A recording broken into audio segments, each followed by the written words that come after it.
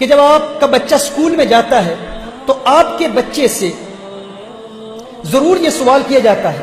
School میں بچے دوست اس کے ضرور یہ پوچھتے ہیں کہ آپ کے والد کی پسندیدہ چیز کیا ہے.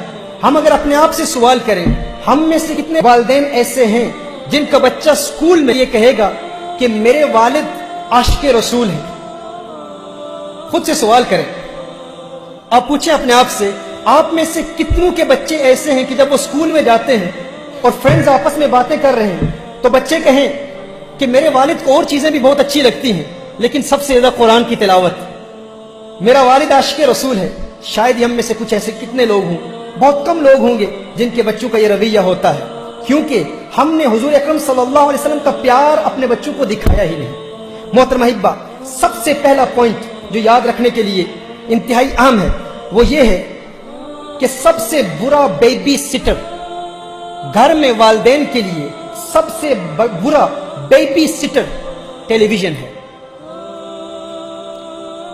یہ زہر قاتل ہے.